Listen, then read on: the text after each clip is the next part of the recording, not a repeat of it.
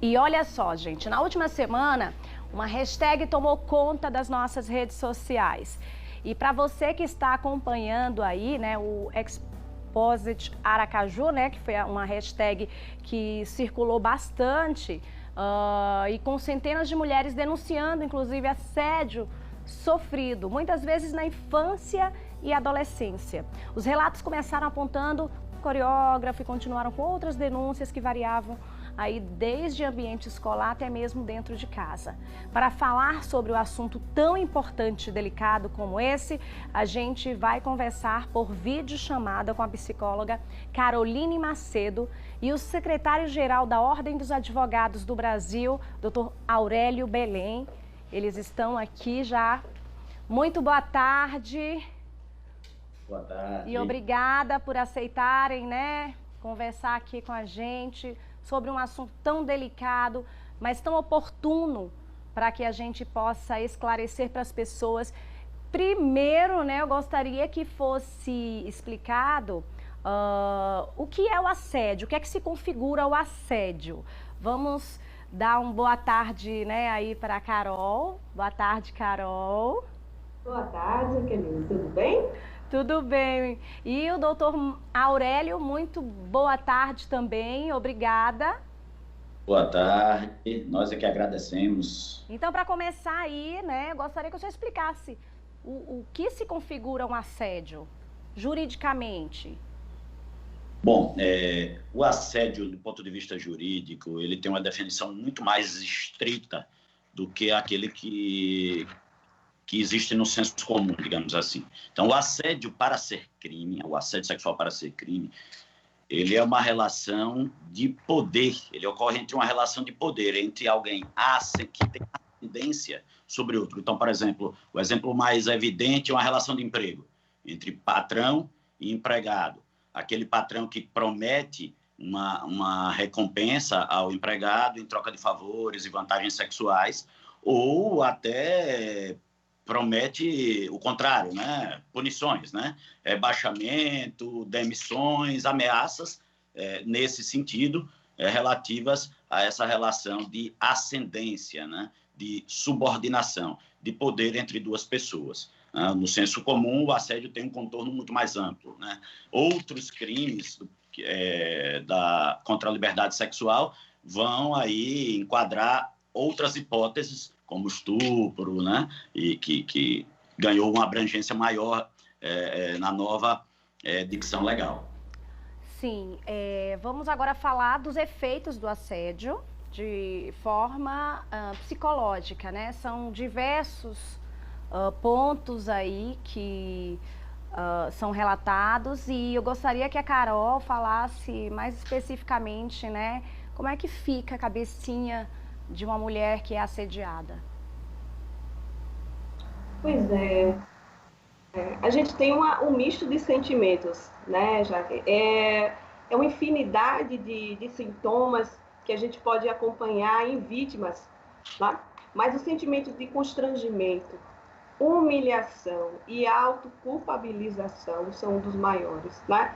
A gente tem adoecimentos que vão da esfera da ansiedade ou depressão ou até a pensamentos suicidas, para você ver o tamanho do agravo desse crime. Sim, e é importante a gente falar nesse momento também, nós estamos num momento em que as redes sociais têm servido muitas vezes como um espaço para que as pessoas possam denunciar e falar, né, do que passaram. Foi o que aconteceu. Várias mulheres na última semana começaram a expor o sofrimento vivido, muitas vezes tempos, né, passados, e que elas guardam na mente e sempre lembram com muita tristeza do que viveram, não é, Carol? Sim, essas memórias, elas são difíceis de se esquecer. Na verdade, a gente diz na terapia que ela realmente é muito difícil de se esquecer, né? A gente dá com terapia um outro lugar. É um trauma tão profundo que precisa realmente de uma ajuda, porque essas memórias, à medida que elas são recontadas, elas trazem de volta todos os sentimentos da época. é incrível, mesmo a partir de décadas depois do ocorrido, por isso que é tão importante uma questão jurídica, acompanhar a longo prazo, porque as dores e a rememoração, a revivência, a revitimização desses crimes, eles são sentidos com dores independentes do passar do tempo, infelizmente. Sim, e doutor Aurélio, fala um pouquinho pra gente, né? Nós citamos aqui algo que aconteceu recentemente, que foi o uso das redes sociais como ferramenta para que a gente pudesse, né, ouvir declarações polêmicas, assustadoras de muitas jovens e mulheres, e principalmente no Twitter, né, foi onde acabou sendo um espaço aberto para o debate, também para o assunto, mas falar dos meios cabíveis, não é? Porque a exposição nas redes sociais, elas têm uma função de, muitas vezes, a mulher está por trás, né, daquela imagem que é transmitida, mas que, por conta disso, pode também prejudicar, de alguma forma, essa exposição, juridicamente falando. Então, é importante discutir o assunto. Um assunto que sempre esteve, sempre foi um tabu, e ainda o é, né? Mas é muito importante discutir. As redes sociais devem, sim, ser aliadas, mas não deve bastar nisso, né? É preciso que as vítimas, né, formem a sua rede de apoio, procurem os seus familiares, os seus amigos, os seus colegas, as instituições, né? E temos várias disponíveis, desde a polícia, o Ministério Público, a própria OAB na sua comissão, diversas comissões, principalmente aquela que acolhe as mulheres, a Comissão de Defesa dos Direitos da Mulher. Temos, enfim, uma infinidade de instituições e de pessoas que podem nos dar esse apoio necessário para o enfrentamento do tema. Mas tudo isso não dispensa a participação da vítima junto aos órgãos competentes, como a polícia ou o Ministério Público. É preciso levar ao conhecimento das autoridades competentes. Sabemos que isso não é fácil e é por isso que é tão importante formar essa rede de apoio, mas é preciso levar ao conhecimento. Essas discussões que estão se fazendo na rede têm a sua importância, repito, mas é preciso que sejam levadas ao conhecimento das autoridades de forma oficial. É claro que hoje, desde 2000, não se existe a representação formal da vítima para que o crime possa ser investigado. Mas é preciso que a vítima lá compareça, preste o seu depoimento, né? Leve as suas provas, relate o fato. A gente sabe que é muito doloroso e daí a importância do acompanhamento psicológico nesse sentido. É muito doloroso rememorar, como aqui já foi dito, mas é preciso fazê-lo. E essa batalha só começa dessa forma. Do ponto de vista jurídico, o enfrentamento se faz estritamente necessário, indispensável com a presença da vítima. É claro que enquanto cabíveis, e a lei já dá conta disso. Nosso Código Penal, embora seja bastante antigo, de 1940, né? Mas ele já traz alguns avanços. Penso que estamos trilhando um caminho correto de civilização, né? É preciso discutir, sim, mas é preciso enfrentar.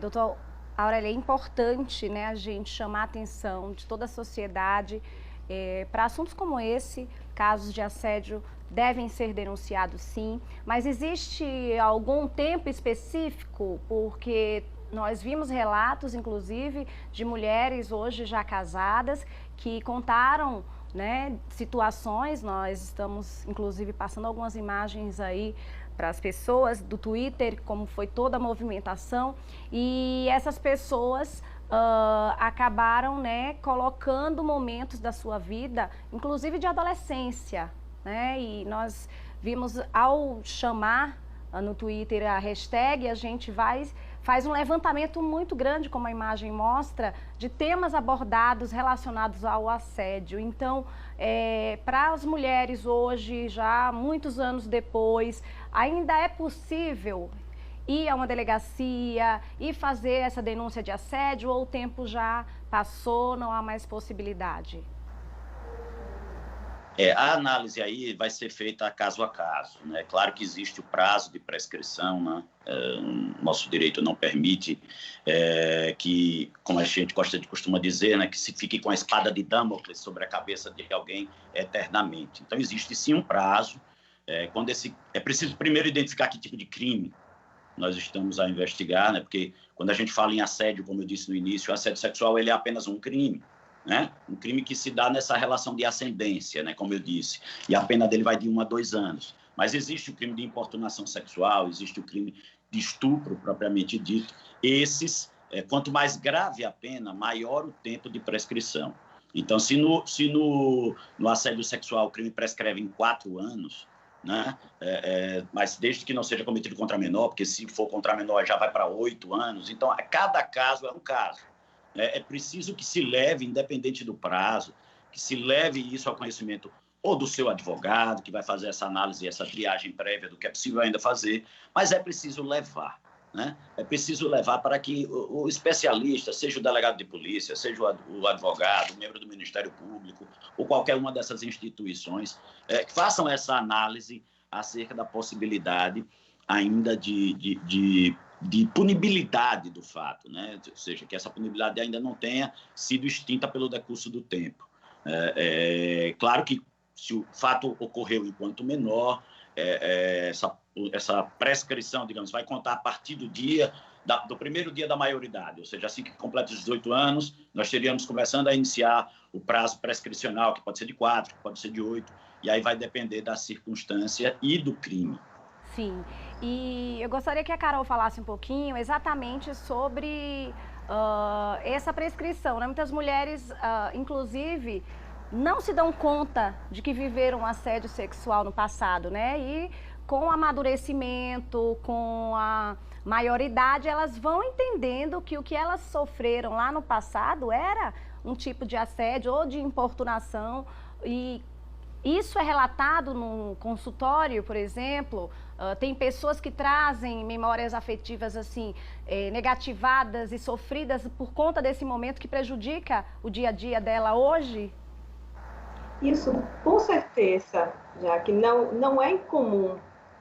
Não é incomum que a gente acabe virando testemunha, né, confidente, porque a gente promove, por isso a importância desse acompanhamento psicológico, da rede de apoio, como a Aurélia falou bem.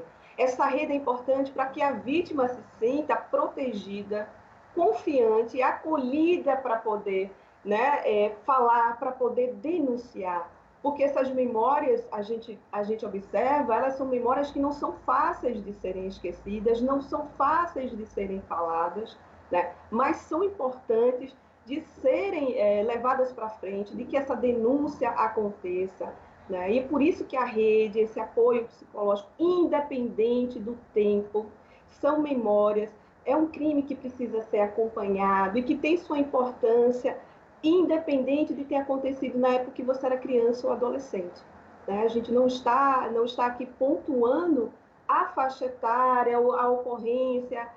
Foi um crime, né? Se a consciência foi tomada depois, no período que ela já era mãe, por exemplo, né? Acontece muito quando a pessoa já se tornou mãe e fica preocupada com a sua própria... E nesse momento ela rememora como ela era enquanto criança, né? E nisso, nas suas memórias, aconteceu um assédio, um abuso, ela pode procurar ajuda. Na verdade, ela deve procurar ajuda, né? É um trauma profundo que normalmente vai envolver, sim, talvez uma questão de direito, uma questão até intrínseca de família. Às vezes aconteceu intrafamiliar, né?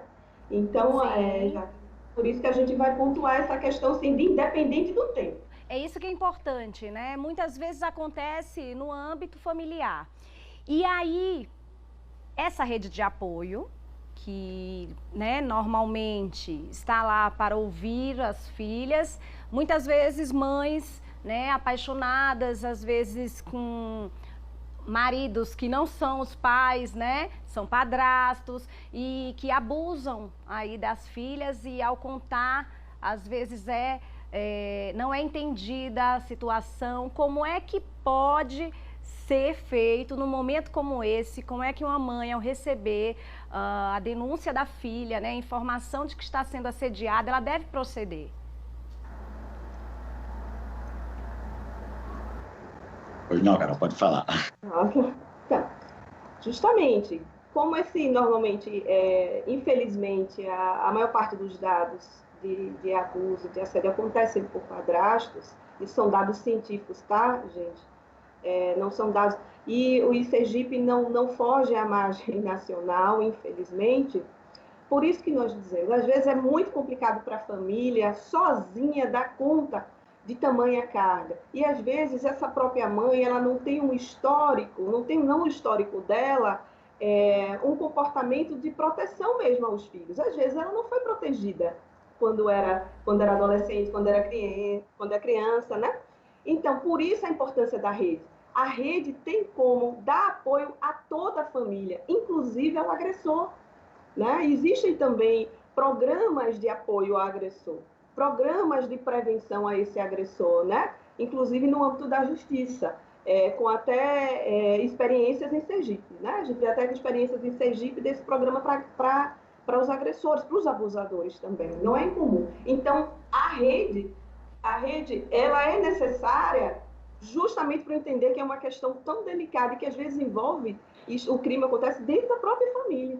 Sim. Mas é possível, com esse apoio da rede, né, psicossocial, essa família pode ser trabalhada, né, essa justiça pode ser feita e o principal de tudo, essa vítima voltar a ter um desenvolvimento normal. Sim. Vamos falar agora, né, do âmbito da justiça. Doutor Aurélio, uma mãe que recebe a informação da filha que está sendo assediada, como proceder? Então, imediatamente procurar as autoridades. Aí recomenda-se, né, mais uma vez, que ela forme também a sua rede de apoio para fazer isso, para se sentir encorajada. Estamos tratando aqui de um tema que assim pode parecer fácil aqui a gente falar, mas nós sabemos quão difícil é enfrentar a realidade dura do dia a dia. A mãe que depende de um marido, que é o padrasto e às vezes é o próprio abusador. Então, essa rede de apoio pode vir a suprir exatamente essa compreensível omissão, algumas vezes, da família, ou da mãe, ou do pai, enfim. Antes, sempre o destino vai ser procurar a recomendação final, né? O destinatário final tem que ser as autoridades, é lá que vai ser estudado, é lá que vai ser avaliada a punibilidade, se há tempo para isso, o que é que vai se fazer.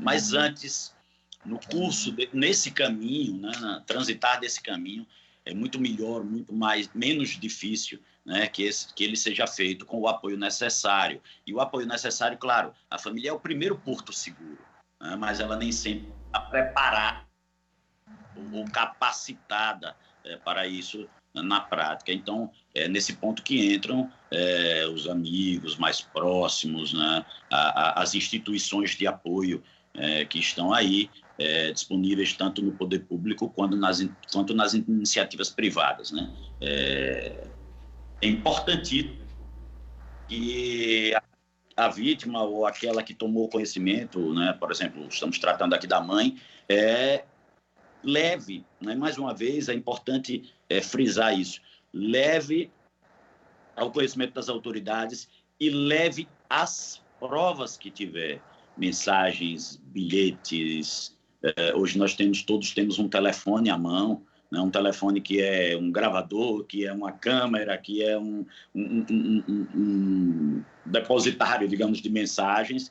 Então, isso pode ser usado, né, como instrumento de produção de prova, que vai ser bastante necessário na apuração. Lembrando que, geralmente, esses crimes eles são considerados crimes de alcova, ou seja, eles não são praticados na presença de testemunhas. Daí a dificuldade de se coletar essas provas. É muito importante que esses bilhetes não sejam, assim, algumas reações imediatas são destruir o bilhete, né? Eu quero destruir o bilhete, eu quero negar isso, eu quero... Não, isso deve ser levado, deve ser somado. É preciso que, se for, por exemplo, em mensagens de WhatsApp ou de qualquer aplicativo de mensagem, que seja levado ao cartório para se fazer aquilo que chamamos de ata notarial, o que vai dar valor de prova, vai dar credibilidade àquela mensagem, vai levar lá o telefone, vai mostrar lá ao tabelião, ele vai fazer a escritura pública, dando fé pública àquela conversa, e aquele documento que você já sairá com ele na mão servirá de prova bastante para comprovar o ato. E aquele documento deve ser entregue lá na polícia, lá no Ministério Público, ou no seu advogado, quem for tomar as providências. Sim. Nós temos agora, né, um vídeo para mostrar. Nós fizemos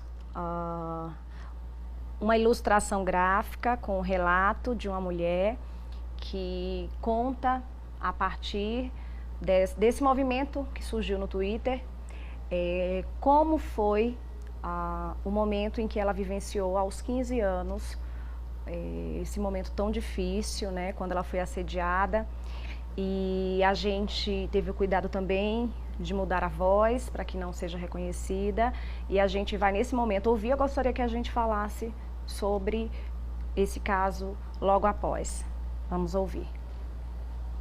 O que aconteceu comigo foi em outubro de 2016. Eu nunca tinha falado abertamente sobre isso. Eu conversei na época com um amigo, porque ele que me ajudou a sair da situação. E eu acho que eu só fui conseguir contar para alguém depois de um ano do que ocorreu. E aos poucos, depois de terapia e muitas coisas, eu fui conseguindo me abrir. Eu tive a iniciativa de falar nas redes sociais porque eu já tinha conseguido me abrir com as pessoas. Eu estava conseguindo me resolver muito melhor com a situação. E conversaram comigo, disseram que se eu estivesse pronta seria uma forma de ajudar muita gente, e etc. E eu tive a oportunidade de usar uma coisa tão traumática como talvez uma forma de ajudar alguém. Ele era amigo de uma amiga que eu conhecia, assim. Eu percebi que era uma série a partir do momento que eu dizia não, e eu via que não adiantava. Que era como se eu não estivesse falando. Eu disse que não várias vezes e a feição dele nada mudava. Eu chorava e nada mudava. Era como se eu não estivesse ali, porque eram tudo que eu não queria estar fazendo com ele estava me fazendo fazer. Eu tinha 15 anos. Nossa. Muito difícil a gente ouvir um depoimento como esse e não se indignar, né?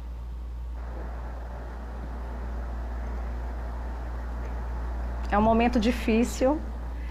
Doutor Aurélio, quando o senhor ouve um depoimento como esse, nós tivemos aqui a conexão. A gente está tentando aqui retornar, agora sim. Doutor Aurélio, retomando, eu gostaria que o senhor comentasse um pouquinho sobre o que o senhor ouviu, né? Muito difícil para todos nós, um relato que realmente, como ela bem disse, só conseguiu falar sobre o assunto um ano depois.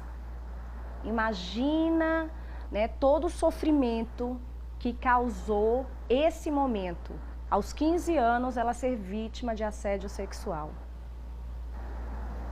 É uma realidade dura, eu diria, trágica até. As marcas aí vão se perpetuar aí ao longo de toda a vida. Vai ser preciso exatamente a rede de apoio e a ajuda profissional especializada. E aí o psicólogo representa um caminho extremamente necessário. Veja que no relato dela, ela fala disso, inclusive, que só conseguiu depois da terapia e da ajuda. Ela formou a rede de apoio dela, ela foi formando, né? E é claro, cada um tem seu tempo. Uns demoram mais ainda do que um ano, outros conseguem estar aptos, né, mais cedo. Mas, enfim, o importante é enfrentar. É tomar a decisão de enfrentar. E aí são dois enfrentamentos. Eu estou falando aqui do campo jurídico, mas existe um enfrentamento que é prévio, e que permanece durante todo o enfrentamento jurídico, desenrolar do enfrentamento jurídico, né, da questão, que é, claro, o enfrentamento psicológico. Né? Ele é prévio, porque primeiro você tem que se preparar para levar aquilo para a discussão, e depois aquela discussão vai te acompanhar e você vai precisar do apoio psicológico durante toda essa discussão. Né? Isso não vai apagar, né? Mas vai fazer com que você lide com isso, né? Lide com isso, né? Consiga conviver com isso, porque às vezes muitas pessoas não conseguem sequer conviver. Sim. Né? Deixam até a vida, né? É verdade. A importância disso. E a importância também de buscar um profissional qualificado, né? Ela falou que só depois da terapia da importância da psicologia nesse momento, que eu gostaria que a Carol falasse. Isso. Veja como a gente tem um exemplo aqui de superação, né? E como ela ainda está num caminho, né? Você vê ainda que a fala embarga, né? Embarga, é algo realmente muito doloroso. Mas vocês mostraram bem um exemplo de uma pessoa que obteve uma rede e que com isso, né, ela pode seguir em frente e até ajudar outras mulheres. Então é perfeito, né? Sim. A gente está falando de algo aqui possível e de realidade em Sergipe, inclusive, né? Nós temos os centros de referência especializados de assistência, né, com seus psicólogos capacitados. A gente está falando aqui de uma causa assim, realmente que precisam de psicólogos que tenham a vivência, né, com a violência sexual, que é tão específica, mas que é possível e alcance de todos os municípios sergipanos, inclusive. Está à disposição de todos. Olha, quero agradecer, né? O nosso tempo é curto, poderíamos falar mais sobre o assunto, mas teremos outras oportunidades e quero agradecer por poder levar informação, que é um bem tão precioso hoje, né? A informação, ela muda a vida das pessoas e eu espero que através aí das entrevistas, vocês que estão em casa, que tenham acompanhado, que tenham entendido, vocês não se calem, porque nós estamos num momento em que chega de sofrimento, né, gente? Nós, mulheres, temos que estar juntas, fortalecidas. Mais uma vez, obrigada, Carol, doutor Aurélio, considerações finais? Bom, as considerações finais bem rápidas, elas são até repetitivas, mas é preciso que essa mensagem ela chegue e fique e seja transmitida, não só por nós aqui que estamos tratando do assunto nas entrevistas, mas é preciso que o destinatário da entrevista repercuta, né, as informações obtidas, encoraje os colegas, encorajem os amigos, encorajem os familiares que passam por uma situação dessa, porque é preciso sim dar um basta nisso, é preciso acabar com essa cultura machista, essa cultura do patriarcado em nossa sociedade. É preciso enfrentar, sabemos que é difícil, né, e para isso é preciso formar a rede, buscar os profissionais capacitados para o enfrentamento do problema. Quem assim fizer, tenho certeza que irá conseguir, ao final, pelo menos conviver com toda essa situação e buscar aqueles que tanto odioso que mexe com a caráter sexual dos indivíduos e sua dignidade. Sem dúvida. Carol?